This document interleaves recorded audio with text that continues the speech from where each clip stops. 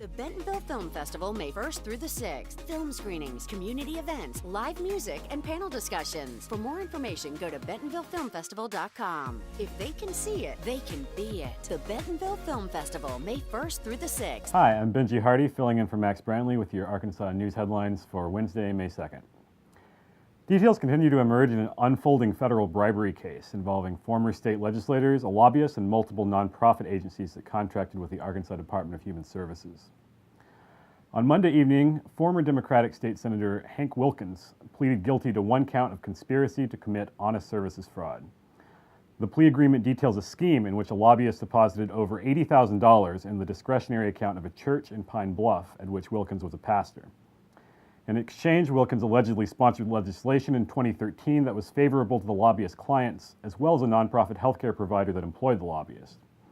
Although they are not named in the plea, the description of the lobbyist and his employer appear to match that of Rusty Cranford and Preferred Family Healthcare, both of which are separately implicated in other alleged kickback schemes in Arkansas and Missouri.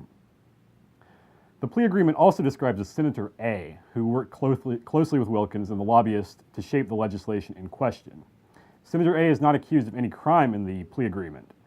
A close reading of the description of Senator A in the agreement matches that of State Senator Jeremy Hutchinson, a Republican from Little Rock who is retiring at the end of his current term. Senator Hutchinson is the nephew of Governor Asa Hutchinson. Jacob Goodwin, 23, of Ward, was found guilty last night of malicious wounding in the beating of a black man inside a parking garage during the white supremacist rally in Charlottesville, Virginia last year.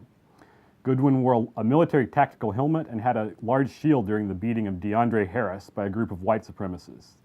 Harris, 20, suffered a spinal injury, broken arm, and head lacerations. Goodwin testified during the trial that he was, quote, terrified during the assault. Sentencing for Goodwin is set for August 23rd. The maximum sentence is 20 years. The jury recommended a sentence of 10 years and a fine of $20,000 with the option of suspending some of the jail time.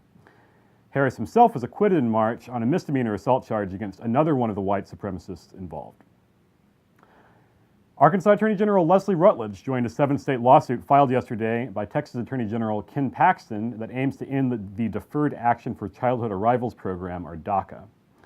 The DACA program, which was created under the Obama administration, gives some legal protections to certain undocumented immigrants who were brought to the country as children, a group often called Dreamers. The Trump administration has been trying to end the DACA program, but it has been blocked so far by the courts. Without DACA, the 700,000 young immigrants participating in the program would lose eligibility for work permits and could face deportation. Hundreds of thousands more would be eligible for the program, but new applications have stopped while DACA is in legal limbo. Paxton, Rutledge, and 5 other red state attorney generals hostile to DACA have now filed a lawsuit in a friendly court in Texas, federal court in Texas, arguing that President Obama's initial creation of DACA violated the Constitution and federal law.